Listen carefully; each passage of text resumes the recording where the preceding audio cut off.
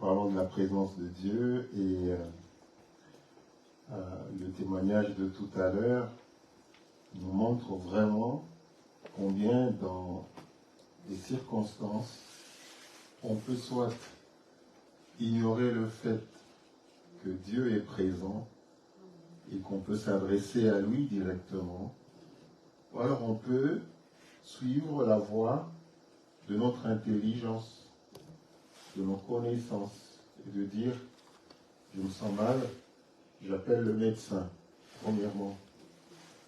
Ou alors, je me confie d'abord au Seigneur.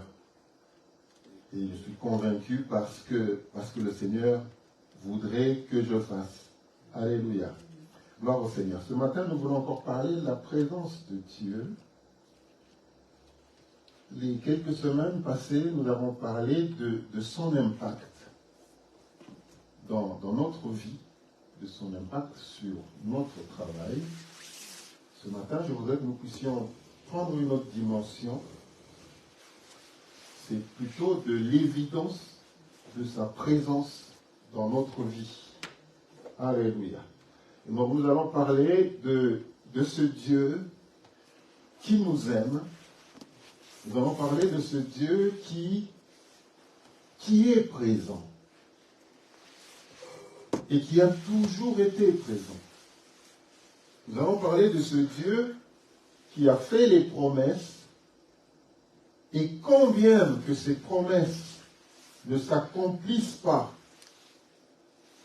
dans notre vie et dans notre temps, parce qu'il est un Dieu éternel, il sera là, même dans les générations après, lorsque ces promesses vont s'accomplir. Amen. Alléluia. C'est-à-dire que Dieu voit toujours les promesses s'accomplir. Même si quelquefois nous ne les voyons pas dans notre temps, dans notre génération, mais les générations futures vont voir en présence de Dieu l'accomplissement de ses promesses. Alléluia. Je voulais que nous puissions commencer par une lecture. Nous allons lire beaucoup. Amen. Nous allons lire beaucoup et je voudrais que nous puissions d'abord lire Actes au chapitre 10.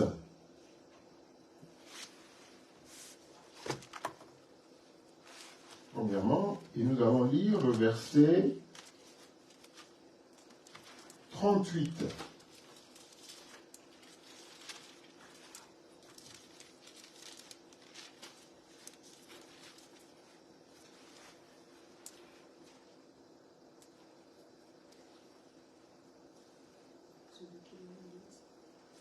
Actes au chapitre 10, verset 38, je vais lire.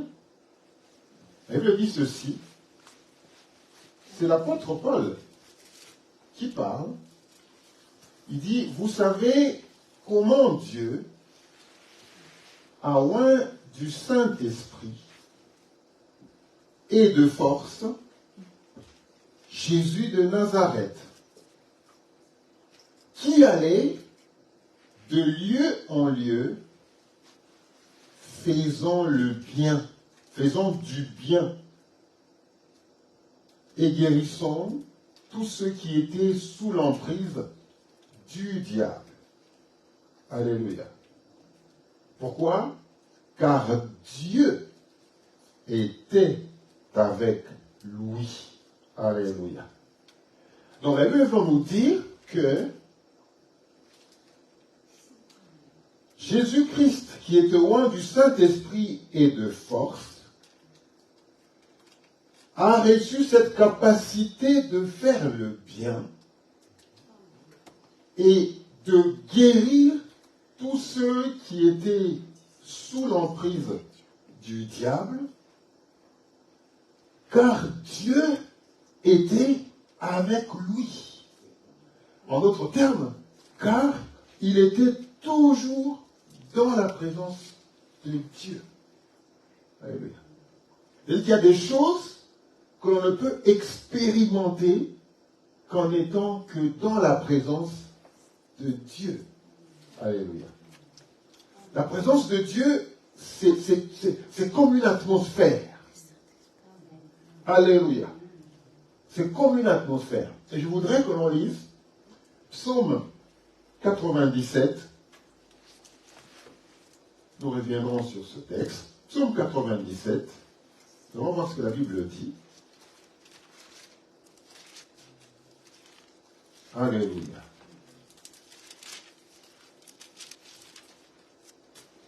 Nous allons lire le verset 1er au verset 2. L'Éternel règne, que la terre soit dans l'allégresse, que les îles nombreuses se réjouissent, les nuages et l'obscurité l'environnent, la justice et l'équité sont la base de son trône. Amen. Gloire au Seigneur. L'Éternel règne, que la terre soit dans l'allégresse. Ça, c'est une déclaration d'assurance. C'est une déclaration d'assurance. C'est une déclaration de quelqu'un qui connaît Dieu. Alléluia. Et donc, puisqu'il règne, que la terre soit dans l'allégresse. Ça veut dire que lorsque j'ai la conscience que Dieu est sur son trône, qu'il règne, alléluia, je n'ai pas droit à être angoissé. Je n'ai pas droit à être soucieux, à être dans la crainte. Parce que il règne. Et son règne est éternel. Alléluia. Donc, si nous avons cette confiance que à chaque instant, il règne, quelle que soit la situation et les circonstances, nous savons qu'il règne. Et donc, il n'y a pas d'autre alternative, d'autre sentiment que d'être dans l'allégresse. Alléluia. Donc, quand on est conscient de la présence de Dieu, quelles que soient les circonstances et quelle que soit la situation, lorsque nous nous réveillons et nous savons que son poste, que son règne n'est pas vide, alléluia, nous n'avons pas le droit d'être dans la tristesse à cause des situations, à cause des problèmes, parce qu'il règne. En d'autres termes, il est en train d'agir. Alléluia. On le verra encore un peu plus tard. Alléluia. Donc, il est en train d'agir. Mais, non seulement nous qui sommes là, mais la Bible dit, même que les îles nombreuses se réjouissent. Ça veut dire que,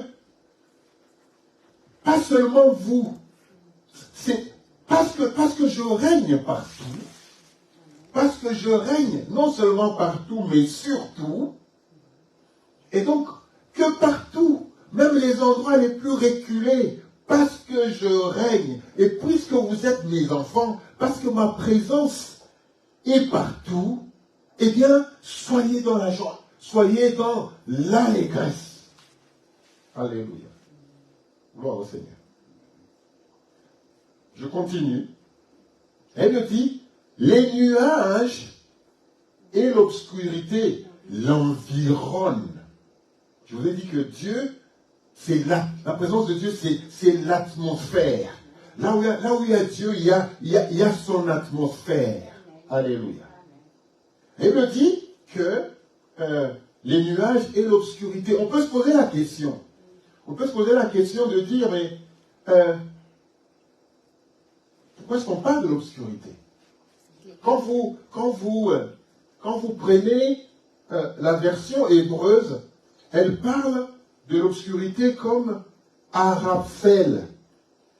qui signifie mystère.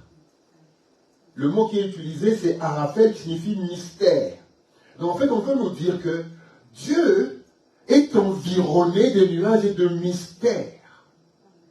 Alléluia. Gloire au Seigneur. Il est environné de nuages et de mystères. Donc, le nuage, on voit l'environnement, on voit l'atmosphère. Et en Dieu, il y a le mystère.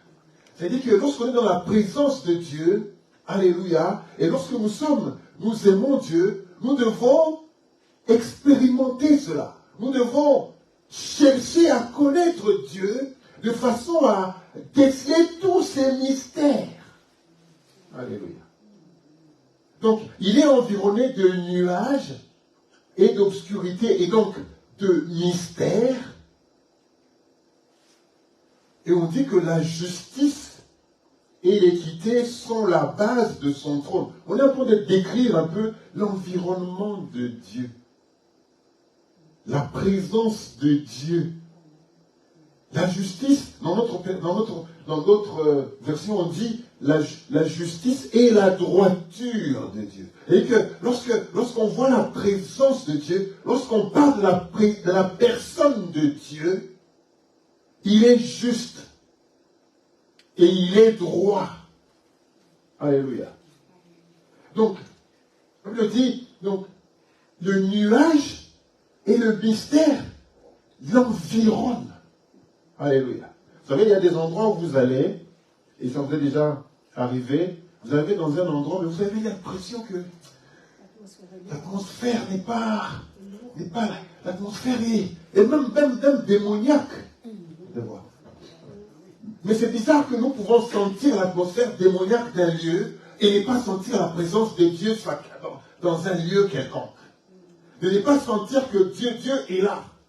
Par contre, on peut aller dans un endroit où on se dit, il y a quelque chose qui ne va pas dans ces lieux.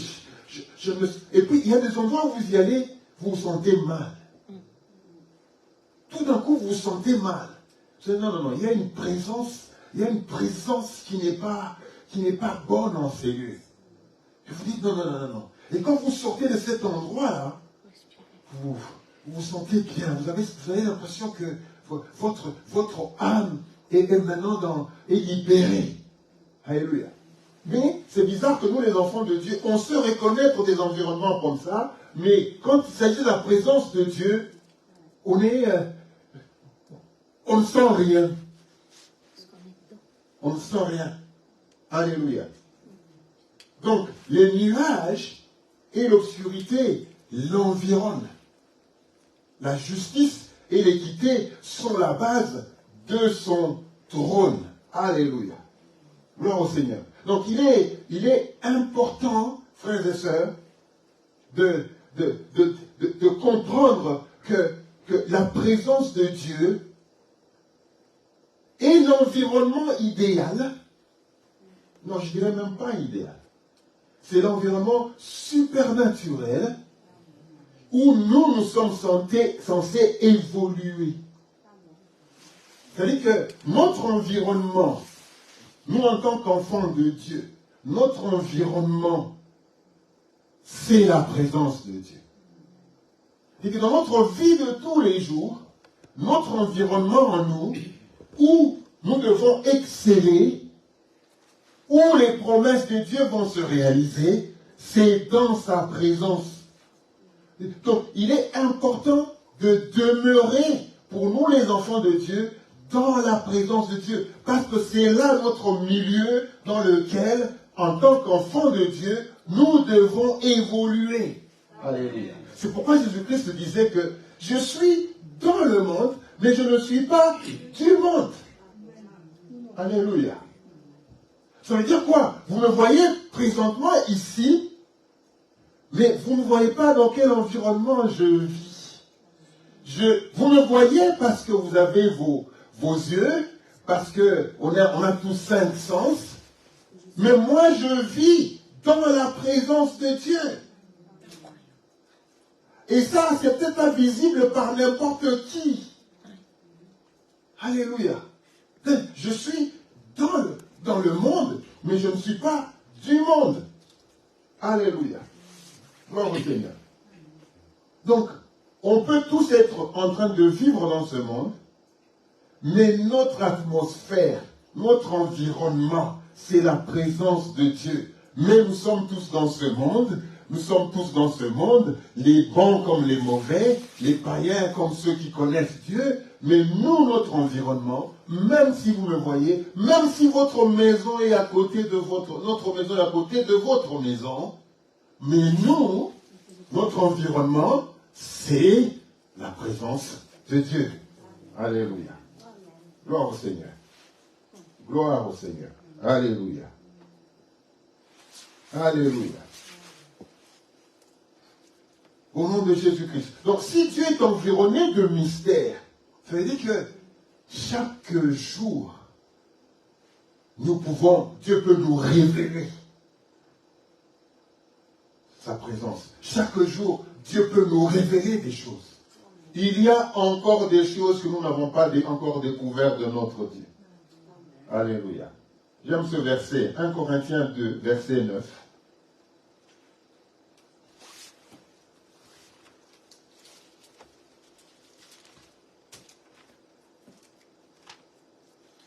Mais comme il est écrit, ce sont des choses que l'œil n'a point vues, que l'oreille n'a point entendues, et qui ne sont point montées au cœur de l'homme.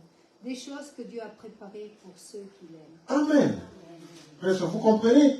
Donc, il est environné de mystères et de nuages, mais la Bible dit qu'il y a des choses que l'œil n'a point vues, que l'oreille n'a point entendues. Et ces choses ne sont jamais montées dans le cœur de l'homme. Et ce sont des choses que Dieu a préparées pour ceux qui l'aiment. Alléluia. Donc ne crois pas que tu as déjà tout vu. Il y a encore des choses auxquelles tu n'as jamais pensé. Il y a encore des choses que tu n'as jamais entendues et que tu n'as jamais vues et qui ne sont jamais montées dans ton cœur et tu ne les as jamais même imaginées. Mais c'est des choses que Dieu a préparées pour ceux qui l'aiment. Comme il est environné de mystères, cherche à rentrer dans sa présence. Cherche à réaliser sa présence. Sois assidu à la connaissance de ce Dieu, de la part de sa parole. Et tu auras qui va te révéler ces choses. Tu dis, mais quel est le plan de Dieu pour ma vie? Quelle est la volonté de Dieu? J'entends souvent ça. Quelle est la volonté de Dieu pour moi? Qu'est-ce que Dieu veut de moi? Pasteur, qu'est-ce que Dieu veut de moi?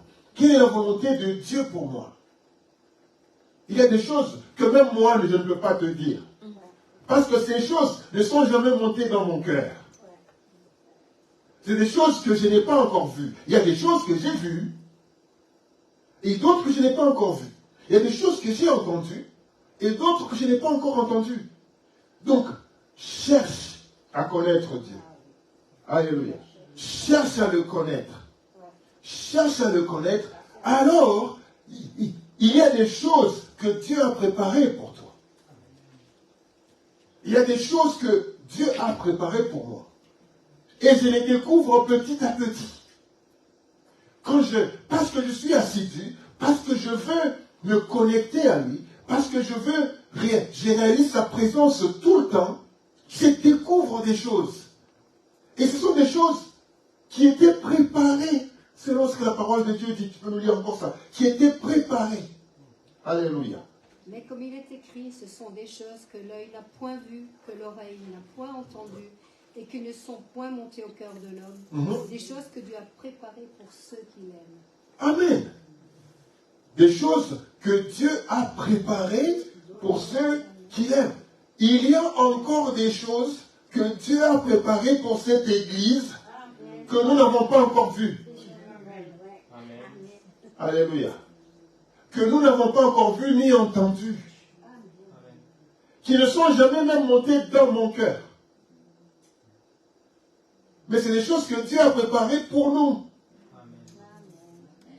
Alléluia. Et ça, c'est parce que ce Dieu, la présence de Dieu, Dieu est environné des nuages et de mystères. Alléluia. Et sa présence, elle est celle-là. C'est de réaliser sa présence et d'y demeurer. Donc je disais que la présence de Dieu, c'est l'environnement supernaturel pour chacun d'entre nous, en tant qu'enfants de Dieu. Alors que nous sommes dans ce monde, notre environnement, c'est la présence de Dieu. Alléluia. Et je voudrais qu'on lise un texte pour parler de cela. Donc, je suis dans le psaume 51.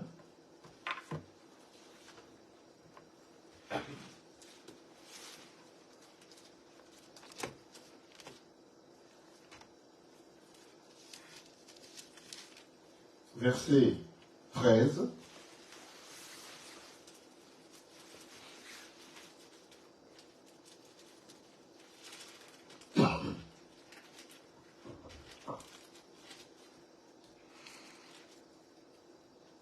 Ne me rejette pas loin de ta face, ne me retire pas ton Esprit Saint. Amen.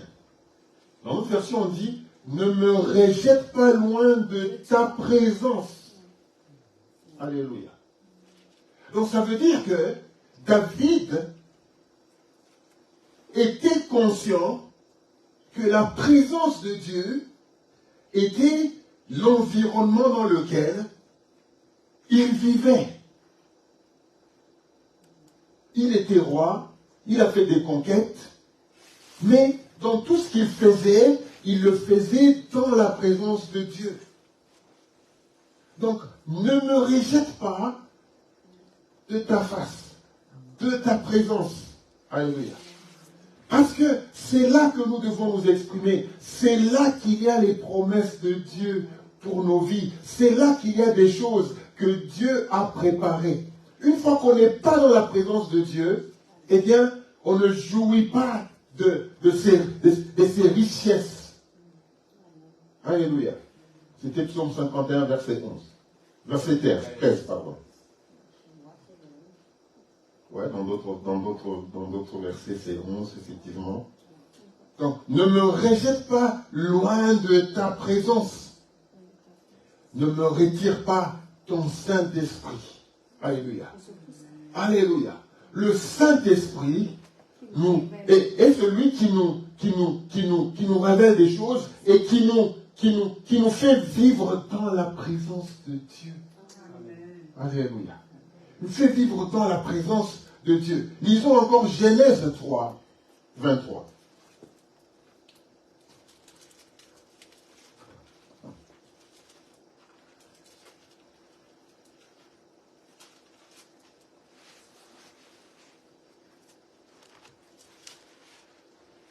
Et l'Éternel le chassa du jardin d'Éden pour qu'il cultivât la terre d'où il avait été pris. Alléluia.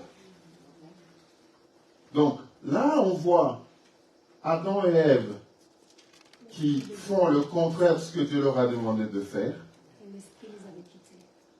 Ils ont péché et quand Dieu vient, il les trouve et après Dieu prend la décision et lui dit, il les chassa de sa présence. Parce que la présence de Dieu était leur environnement idéal. L'homme, Dieu a créé l'homme pour qu'il vive dans sa présence. Dieu n'a pas créé l'homme pour qu'il vive en dehors de sa présence. Nous sommes liés à la présence de Dieu. Alléluia. Notre foi est effective dans la présence de Dieu.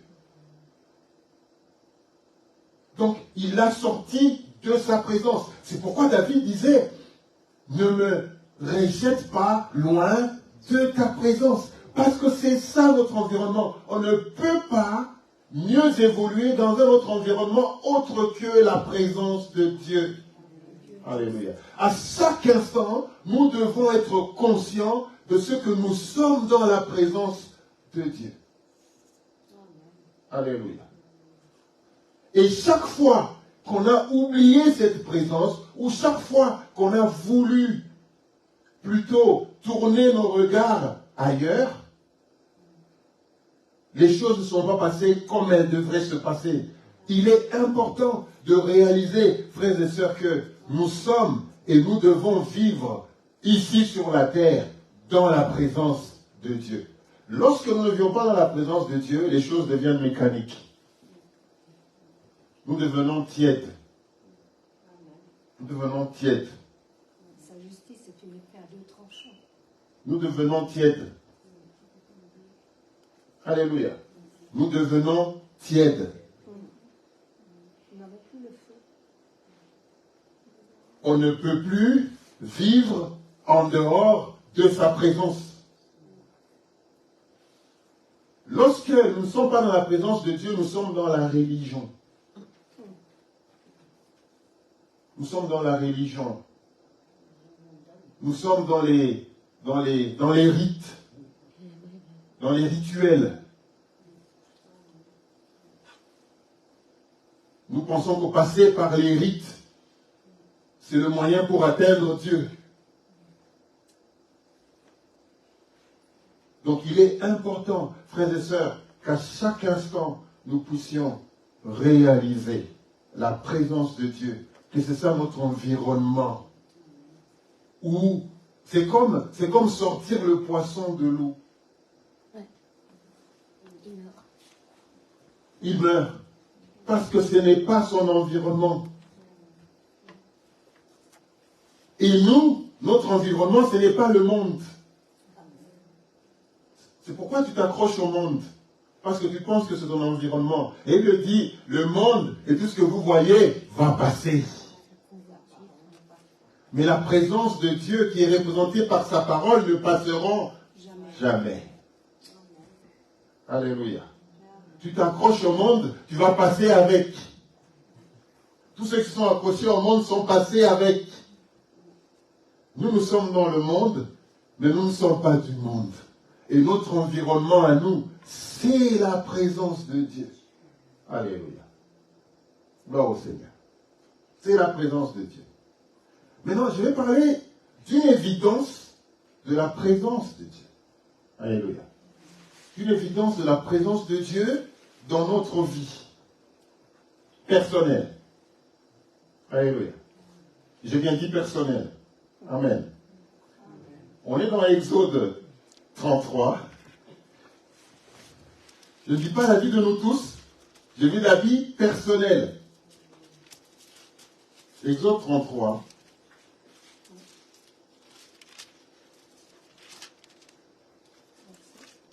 Nous allons lire le verset 14. L'Éternel répondit, je marcherai moi-même avec toi, je te donnerai du repos. Amen. Alors, nous avons... En fait, c'est mieux qu'on lise à partir du verset 12. Moïse dit à l'Éternel, voici tu me dis, fais monter ce peuple, et tu ne me fais pas connaître, et tu enverras avec moi. Cependant tu as dit, je te connais par ton nom, et tu as trouvé grâce à mes yeux. Maintenant, si j'ai trouvé grâce à tes yeux, fais-moi connaître tes voies, alors je te connaîtrai, et je trouverai encore grâce à tes yeux. Considère que cette nation est ton peuple. L'Éternel répondit, je marcherai moi-même avec toi, et je te donnerai du repos. 15.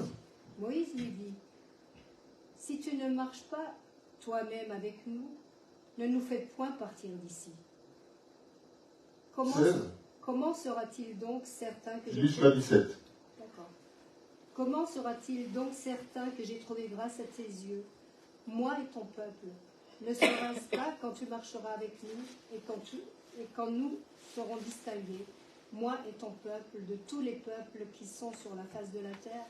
L'Éternel dit à Moïse, je ferai ce que tu me demandes, car tu as trouvé grâce à mes yeux, et je te connais par ton nom. Amen. Alléluia. Voilà, nous sommes déjà dans le désert. Il est question de conduire le peuple dans la terre promise. Et Moïse, encore une fois, se pose des questions et demande au Seigneur de pouvoir... il ne veut pas y aller seul.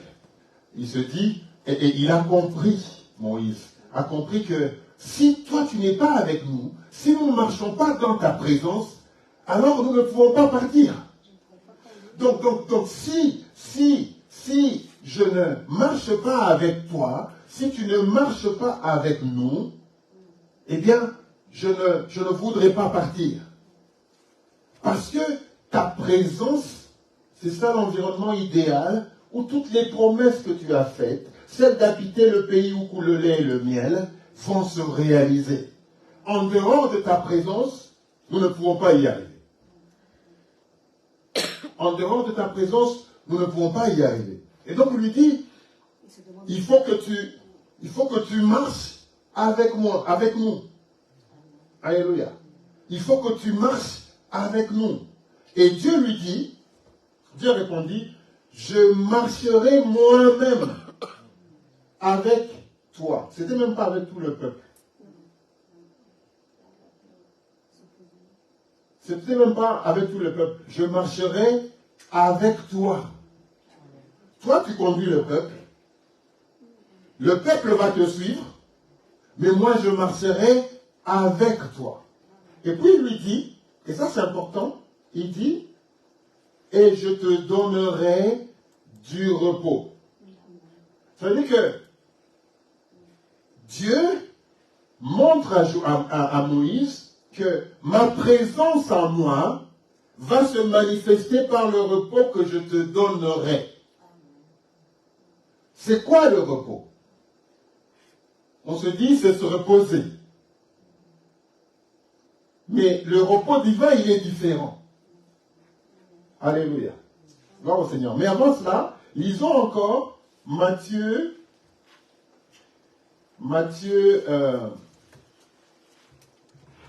11, 28 à 30.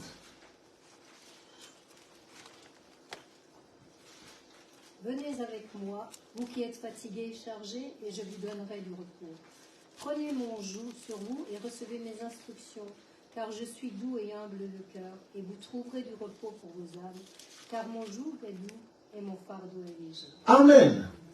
Venez à moi, vous tous qui êtes fatigués et chargés, et je vous donnerai du repos.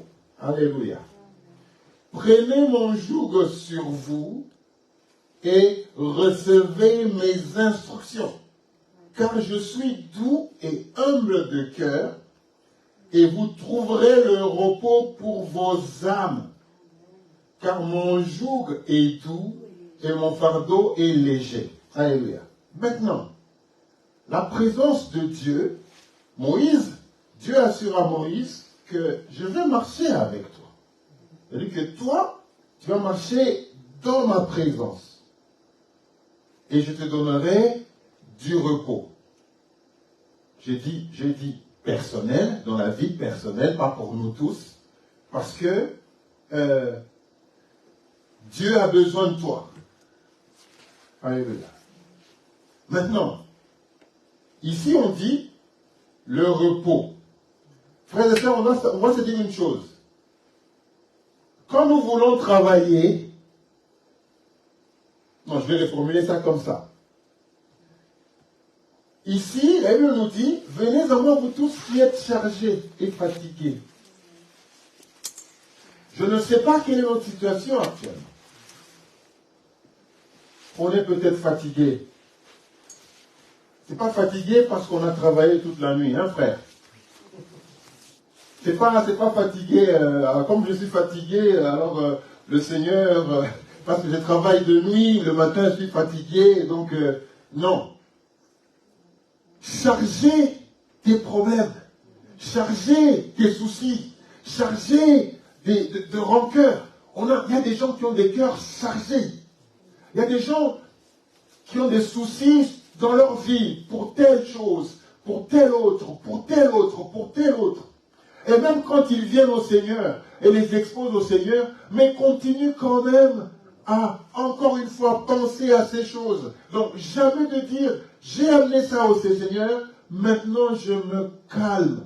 Maintenant je dois rentrer en repos. Ça veut dire que, puisque j'ai déposé ça sur le Seigneur, je n'en pense plus. Ça veut dire que ce n'est plus la préoccupation de me penser, ce n'est plus la préoccupation de mon cœur, ce n'est plus la préoccupation de ma façon de faire, de ma façon d'être.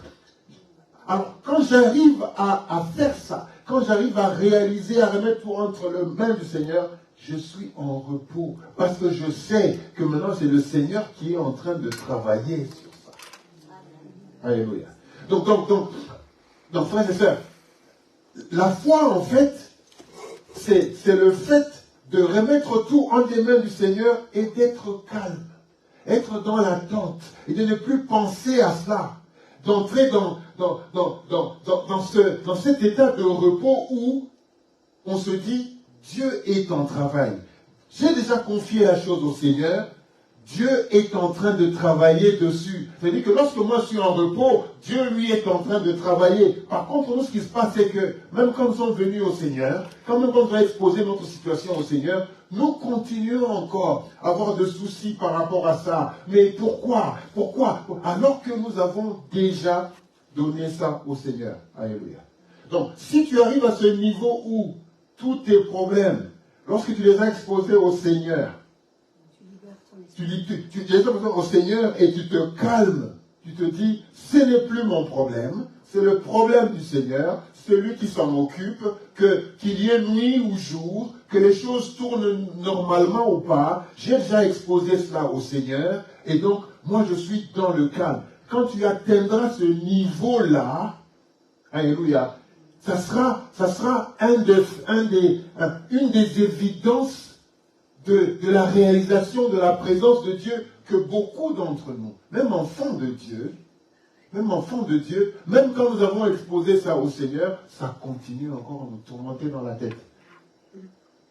On doit être capable d'être comme des enfants. Quand ils ont exposé ça à leur père ou à leur responsable légal, ce n'est plus leur problème, c'est le problème du responsable légal. Et donc, moi je vais dormir pendant que lui va penser comment résoudre le problème. Alléluia.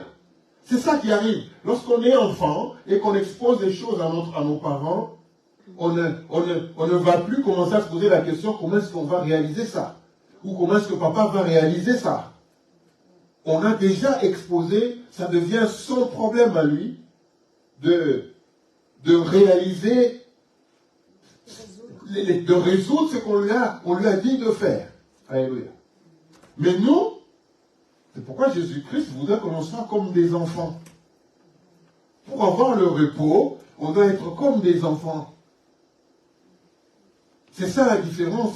Parce que les enfants, quand ils exposent à leur père, ils entrent dans un état de repos. Ce n'est plus leur problème. C'est comme si j'amenais une information, elle arrivait chez moi et je la donnais, et je la déposais devant le bureau de mon père.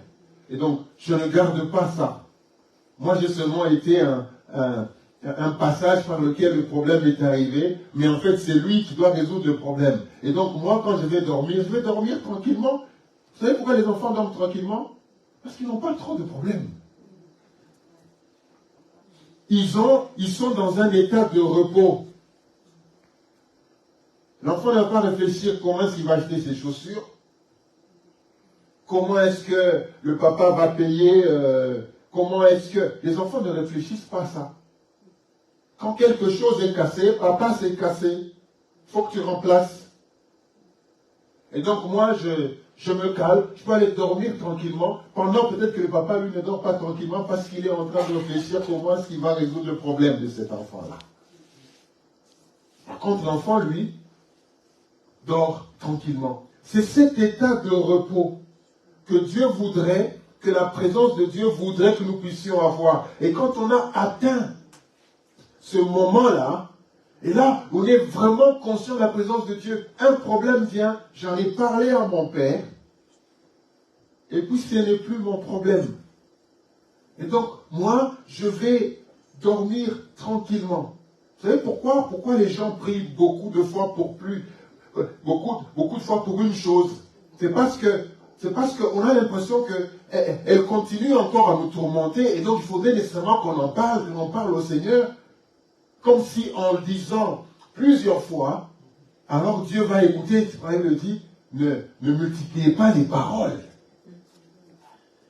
Parce que quand vous multipliez les paroles, c'est comme si vous êtes en train de dire, il n'a pas écouté.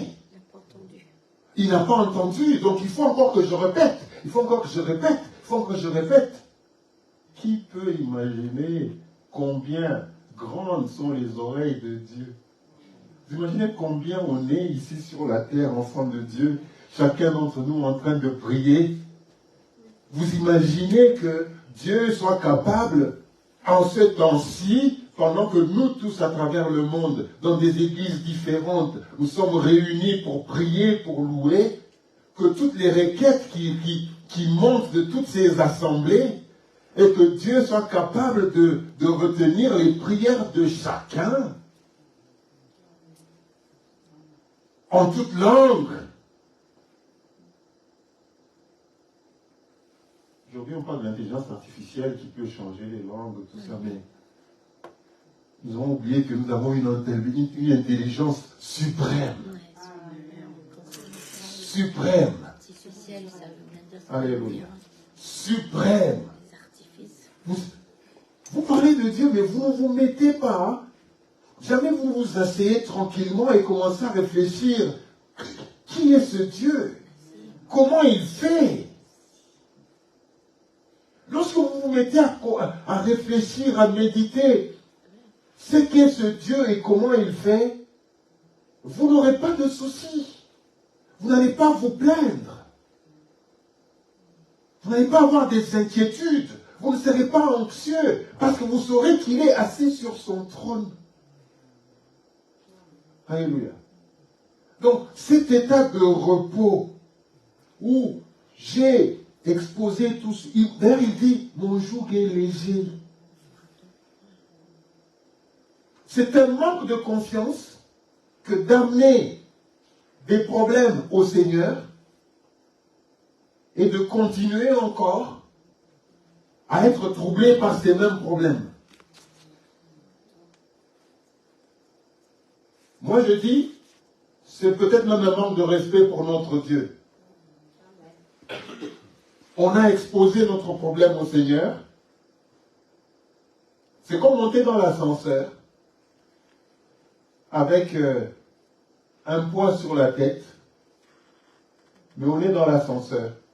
C'est-à-dire que pendant qu'on est en train d'aller dans l'ascenseur, on a un poids sur la tête, on arrive dans l'ascenseur, on garde quand même le poids sur la tête, tout en étant dans l'ascenseur. On va se décharger et dire, non, maintenant, je peux mettre ça dans l'ascenseur et descendre tranquillement et reprendre ça par le bas de l'ascenseur. Là où je vais, nous sommes à ce niveau-ci. Donc, frères et sœurs, essayons d'entrer dans cet état de repos. Parce que nous sommes dans la présence de Dieu. Alléluia. Nous sommes dans sa présence, qui est notre environnement idéal. Nous devons comprendre que dans cet environnement, lorsque nous avons exposé nos soucis au Seigneur, lorsque nous avons exposé au Seigneur, eh bien, ça devient son problème. Alléluia. C'est pourquoi, lorsque nous lisons Matthieu 6,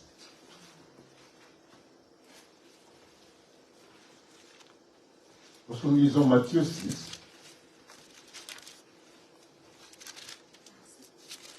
je lis d'abord le verset 7.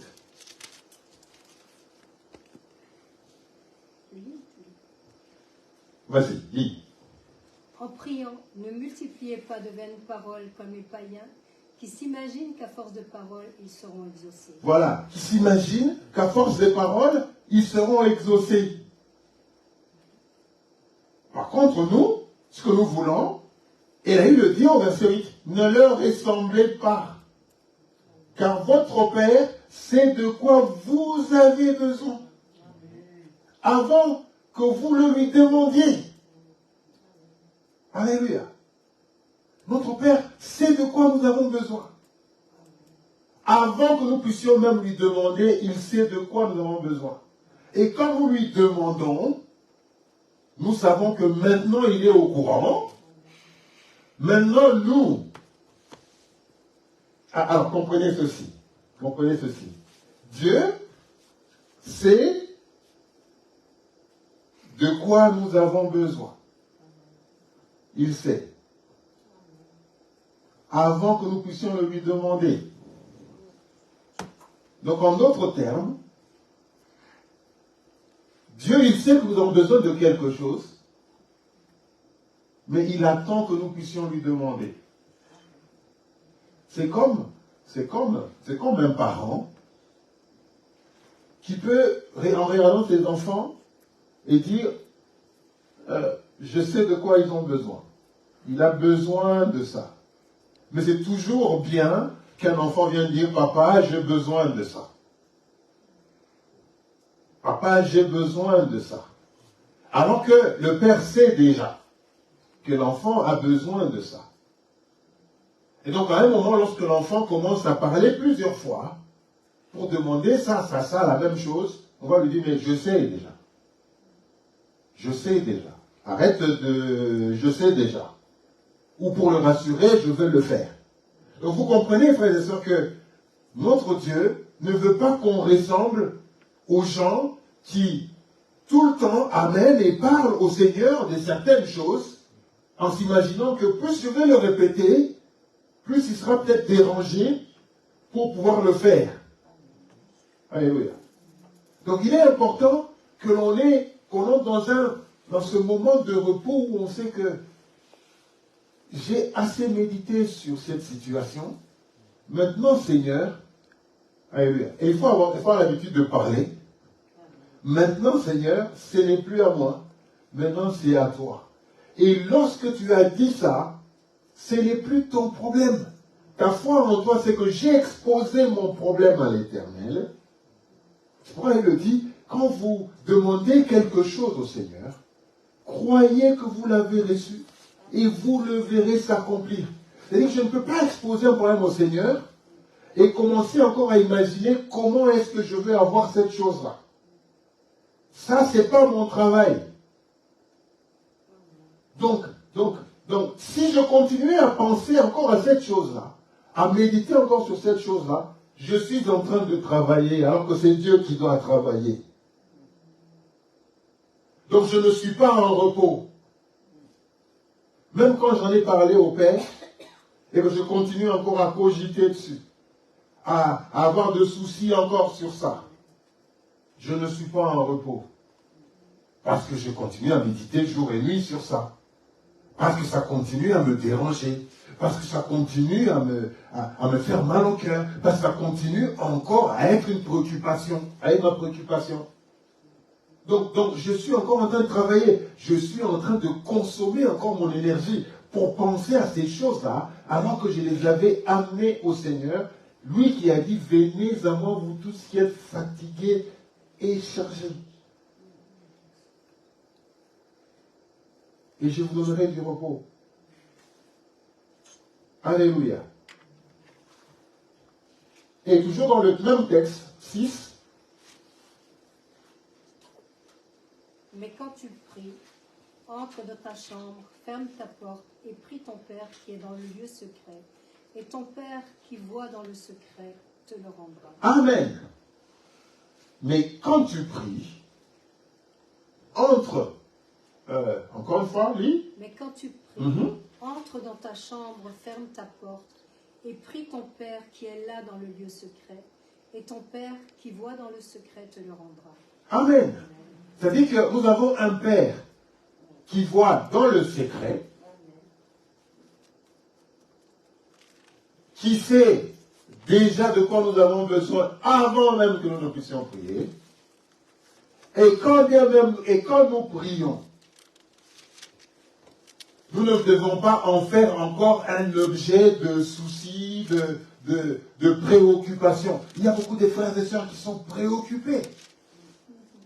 Préoccupés par leur état de santé, préoccupés par leur vie, préoccupés par des choses, alors que c'est des choses qu'ils avaient déjà exposées au Seigneur.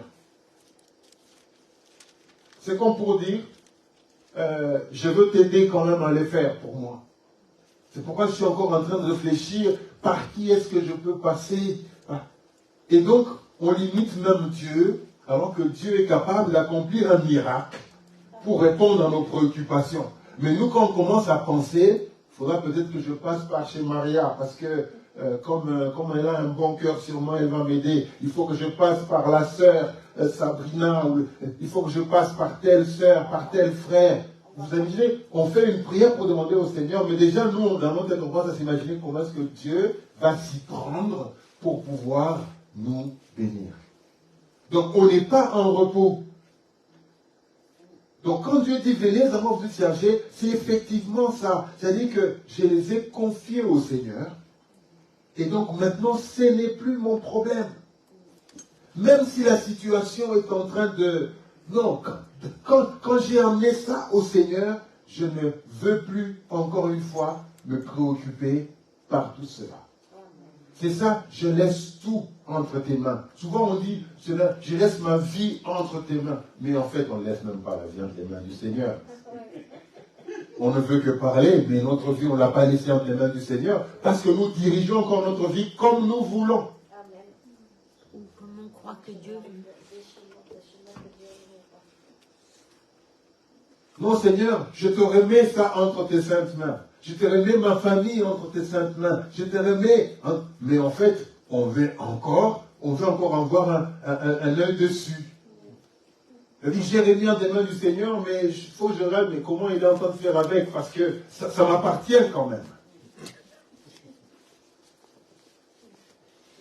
C'est vrai que ce n'est pas facile de dire... je suis fatigué, je suis chargé, je remets entre les mains du Seigneur, et c'est un état dans lequel nous devons être et avoir et chercher à être parce que nous sommes dans la présence de Dieu. Alléluia. Quand nous lisons maintenant 33, au verset 33, à partir du verset 8. Matthieu 6, toujours. Matthieu 6 toujours. Ne leur ressemblez pas. Ah pardon, 25, à partir de 25. C'est pourquoi je vous dis, ne vous inquiétez pas pour votre vie de ce que vous mangerez, ni pour votre corps de ce que vous serez vêtu. La vie n'est-elle pas plus que la nourriture et le corps plus que le vêtement? Regardez les oiseaux du ciel, ils ne sèment ni ne moissonnent, et ils n'amassent rien dans les greniers, et votre Père céleste les nourrit. Ne valez-vous pas beaucoup plus qu'eux? Qui de vous, par ses inquiétudes, peut rajouter une coudée à la durée de sa vie? Et pourquoi vous inquiétez au sujet du vêtement? Considérez comment croissent les lys des champs. Ils ne travaillent ni ne filent. Cependant, je vous dis que Salomon même, dans toute sa gloire, n'a pas été vêtu comme l'un d'entre eux. Si Dieu revêt ainsi l'herbe des champs, qui existe aujourd'hui et qui sera jeté au four, ne vous revêterait-il pas plus à forte raison, gens de peu de foi? Ne vous inquiétez donc point et ne vous dites, que mangerons-nous demain? Que boirons-nous demain? De quoi serons-nous vêtus?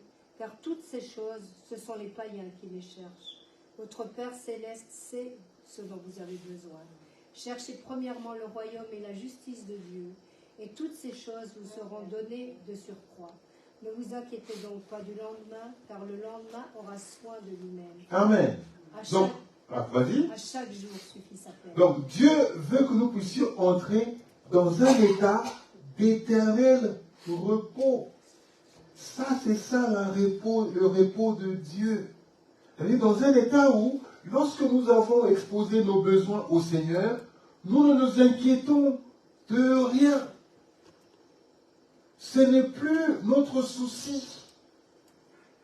On parle des habits, on parle du manger, parce que ça occupe beaucoup notre vie. Ça occupe beaucoup notre vie. On va au travail pour manger et donc pour subvenir à nos besoins. Et donc lorsque l'on ne travaille pas, c'est un problème. Parce que c'est des soucis. Comment je vais payer mes factures? Comment je vais payer ceci? Comment je vais donner des cadeaux à mes petits-enfants? Comment je vais donner... Donc, tout ça là, ça résume presque une partie de la vie de quelqu'un. C'est se soucier de moyens de subsistance. Mais Dieu dit, ne vous inquiétez pas. C'est-à-dire que, moi je sais déjà de quoi vous avez besoin. Vous ne vous inquiétez pas. Si vous pouvez, frères et sœurs, nous tous, si ces paroles pouvaient effectivement, si nous pouvions vivre par ces paroles, je pense que nous aurons des églises puissantes. notre vie, nos relations seraient des relations très bonnes. Parce qu'on n'aura pas de soucis. On va se battre moins. On va se battre moins pour accumuler. On n'aura pas de soucis par rapport à ça. C'est, j'ai un souci, Seigneur, regarde, voilà la situation. Moi, je ne gère pas ça. Ça rentre dans ton domaine. Écoute, gère. Et puis, je ne pense pas à ça. Tu as un souci, Seigneur. Ça, c'est quand même ton corps, non? Ce corps-ci. La Bible dit que, ne savez-vous pas que vous êtes le temple de Dieu et que le Saint-Esprit habite en vous? Mais c'est quand même ton temple. Débrouille-toi. C'est quand même ton temple. Tu as besoin, on nous a amené, on nous a dit de prier pour que le Seigneur suscite des vocations. Des quoi, tu as dit ce matin? Des ouvriers. Des ouvriers. Ben, tu sais que là, il y a un ouvrier là. Maintenant, regarde ce qui est en train de se passer là. Débrouille-toi. Moi, je ne veux plus penser à cette maladie, je veux plus penser au mal que j'ai. Toi, débrouille-toi. Parce que moi, j'ai besoin d'être cet ouvrier qui va se lever le matin pour aller parler de Dieu, pour faire ça, pour faire ça. Et donc, ce que je ressens là, hein, Maria, hein, il y a une prière qui arrive là à 14 h. C'est moi qui dois parler. Maintenant, regarde ce que je suis en train de sentir là. Débrouille-toi. Parce que moi, il faut que je parle. Parce que moi, il faut que je sois avec les frères et les sœurs. Parce que nous devons célébrer ensemble ton nom. Maintenant là, je sens que je ne suis pas en bonne posture. Or, je suis quand même, moi je suis le temple de Dieu. Et donc débrouille-toi. Je ne veux plus m'inquiéter de ça. Moi je vais attendre le moment où les frères et sœurs vont venir pour parler de Dieu. Maintenant, pendant ce temps-là, toi essaie déjà d'arranger ce temple-ci parce que c'est... Frère, si on arrivait à arriver, et sœurs, si on arrivait à arriver à cet état de notre esprit, à considérer que notre environnement supernaturel, c'est la présence de Dieu, et que nous devons entrer dans un éternel état de repos, où lorsque nous avons amené les choses au Seigneur, on n'en pense plus. C'est fini. On prierait. On serait déjà très confiant lorsqu'on se met dans la présence de Dieu pour prier. On ne va pas y entrer, comme la Bible le dit, comme si on était en train de donner des points dans l'air. C'est Seigneur, il y a ça. Seigneur, il y a ça. Seigneur, il y a ça. Seigneur, il y a ça, il y a ça, il y a ça, il y a ça. Et puis quand on a fini, merci Seigneur pour ce que tu fais. Merci Seigneur pour ce que tu fais. Et c'est bon. Je ne reviens plus. Je n'y reviens plus. Parce que nous, le lendemain, on va y revenir. Et encore y revenir. Et encore y venir. Et lui, il dit, mais je connais déjà ça. Et puis le Seigneur dit, l'ange dit à Daniel, il dit, lorsque tu avais prié la première fois, tu étais déjà écouté. Lorsque tu avais prié la première fois, Dieu t'avait déjà écouté. Il ne faut pas penser que c'est après la 1000e fois qu'il va écouter. Non. Donc, quand on a la confiance de Dieu, on prie. On expose ça. Et puis, parce qu'on est confiant que ce n'est pas un Dieu sourd. Lui-même, il a dit, ils ont des oreilles, mais ils n'entendent pas. Ils ont des yeux, mais ils ne voient pas. C'était pour se différencier de ces dieux-là. Eux, ils ont des oreilles, on voit des oreilles, mais ils n'entendent pas. On voit les yeux, mais ils ne voient pas. C'est-à-dire que j'ai écouté. Parce que tu es dans ma présence, j'ai écouté. J'ai écouté ce que tu as dit depuis la première fois. Donc j'ai écouté.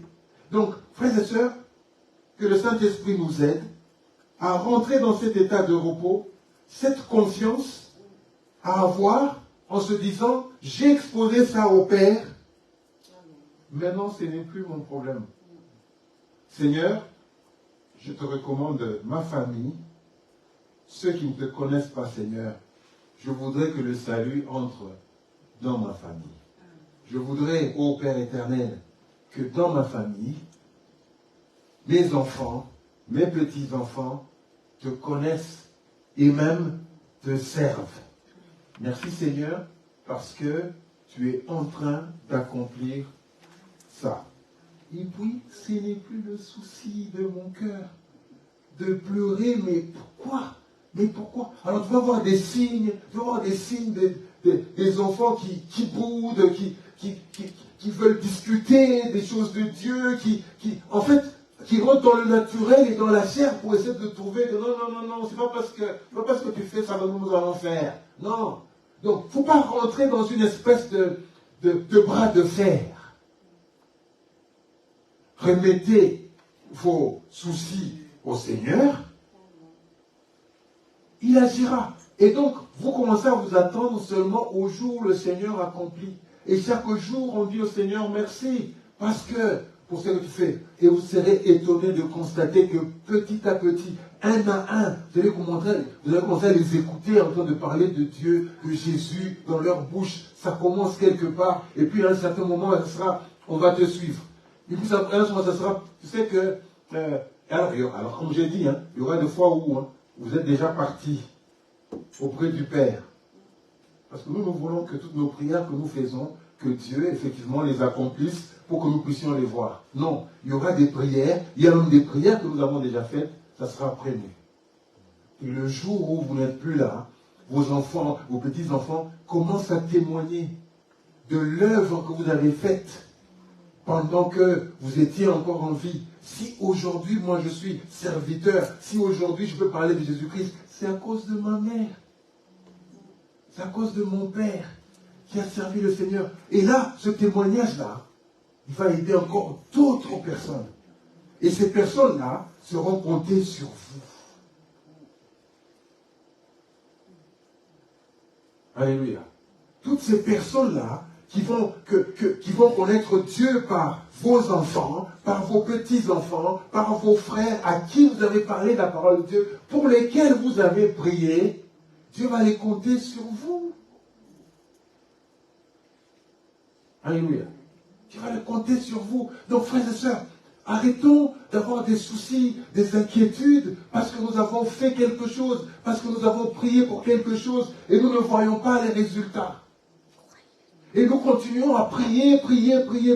Non, lorsque à cause de la confiance que vous avez pour votre Dieu, à cause du fait que vous vivez dans sa présence, quand vous priez, c'est fini. Vous êtes confiant qu'il m'a écouté, et donc tout ce qu'il faut faire maintenant, c'est d'attendre la réalisation de ceux pour qui j'ai prié. Et quand la Bible dit qu'il y en a aussi qui ont eu la foi, mais n'ont pas vu la réalisation de ces choses-là. Et il dit, ils les ont observées de loin. Et que lorsqu'ils sont auprès du Père, ils regardent maintenant la famille, qui ne connaissait pas Dieu parce que quand eux, ils étaient là. Et maintenant, ils voient comment les résultats sont en train de venir l'un après l'autre. Ils ont observé de loin. Et voilà. Que Dieu bénisse sa parole.